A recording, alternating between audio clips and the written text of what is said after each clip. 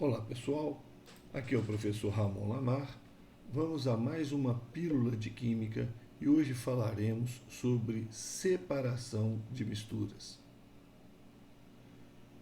Aqui estão colocados os métodos mais importantes de separação de misturas, aqueles que aparecem mais nas provas de vestibular e na prova do Enem. Claro que existem outros métodos também, mas o nosso objetivo aqui nas pílulas é tratar resumidamente de alguns pontos principais do programa. Então vamos lá.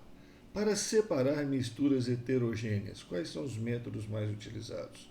A catação, que é um método muito rudimentar, muito elementar, mas muito importante, que é a separação através da percepção visual da mistura que você tem. Então, o caso clássico aqui é a separação, a catação do feijão. Né? Você tem feijão com pedra, feijão carioquinha misturado com feijão preto, você quer separar, você usa a catação.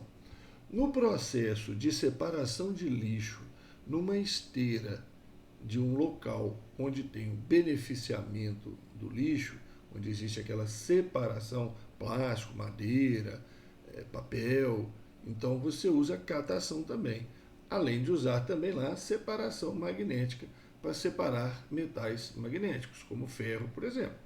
A separação magnética é o processo que você usa um ímã para separar metais magnéticos, os mais importantes, ferro, cobalto, níquel e suas ligas metálicas, de outros materiais. Então, por exemplo, nós temos pregos aqui misturados com areia, vamos usar um ímã e vamos fazer a separação magnética, muito fácil. A decantação pode ser usada para sólidos em líquidos, por exemplo, você tem areia e água, a areia vai para o fundo, decanta, a água fica em cima, facilmente separável.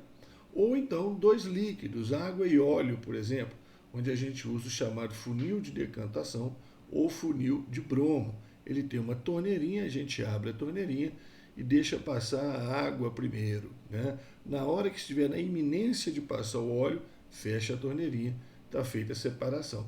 Então, o processo de decantação depende de densidades e também de solubilidades. Processo de filtração, também para separação de misturas heterogêneas. Nós temos aqui água e areia, por exemplo, passando aqui num papel de filtro, colocado aqui no funil. A água vai atravessar o papel de filtro, vai formar o chamado filtrado e a areia vai ficar retida. É bom lembrar que máscaras que nós usamos, por exemplo, aí durante a pandemia, né, é um processo de filtração, porque ela não deixa que partículas maiores, como gotículas de saliva, de espirros que estão no ar, cheguem até o nosso sistema respiratório. Então é um processo de filtração também. Aqui nós temos a fabricação do cafezinho, né, usando inclusive um coador, né, um filtro de pano muito simples, né, muito caseiro, mas é um processo de filtração também. Só que aqui tem um outro processo envolvido, que é um processo de separação de mistura homogênea, que é a chamada extração. Então, o que é a extração? Você tem um pó de café, onde existem várias substâncias ali que dão gosto ao café, misturadas com outras substâncias. Quando você acrescenta a água quente extrai aquelas substâncias que vão fazer parte do cafezinho. E aquela maior parte sólida é filtrada, é retida no filtro, passa apenas a água e aquelas substâncias solúveis em água que foram extraídas do pó de café. Então aqui nós temos dois processos de separação de mistura, filtração e extração. Processo de separação de misturas homogêneas, além da extração, nós temos os mais famosos, a destilação simples. Por exemplo, você tem água e sal, você coloca isso para ferver, aqui tem uma manta aquecedora, poderia ser um bico de gás também. Você ferve a água com sal, o sal vai ficar no recipiente, no balão de destilação, o vapor d'água vai subir, vai resfriar aqui no condensador, vai gotejar a água então no Erlenmeyer. Então esse é um processo simples de ser feito, inclusive nem precisa de aparelhagem, aí a gente chama simplesmente de evaporação, como acontece nas salinas para separar o sal da água do mar, não precisa de aparelhagem, aí nós não estamos preocupados em recuperar a água só com sal, deixa evaporar, a água vai embora, o sal fica. Processo de evaporação. Aqui não, aqui já tem aparelhagem, já é um processo de destilação. A destilação simples, água e sal, não precisa de termômetro, mas você pode utilizar.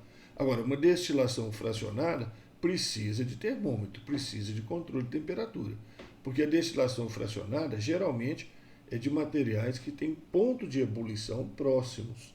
Então, água e álcool, por exemplo. O álcool ebule a 78 graus, a água ebule a 100, então é preciso do termômetro para controlar. Enquanto você aquece e estiver o termômetro marcando 78 graus, o vapor que está saindo, condensando e gotejando no becker é álcool. Agora, quando essa temperatura começa a subir, aí já é água que vai passar e vai gotejar no becker. Usa-se também uma coluna de fracionamento, que a gente não usa aqui na destilação simples. A coluna de fracionamento, ela ajuda a separar melhor o vapor do álcool do vapor de água, tornando o processo mais eficiente em termos de separação. A destilação fracionada do petróleo é similar.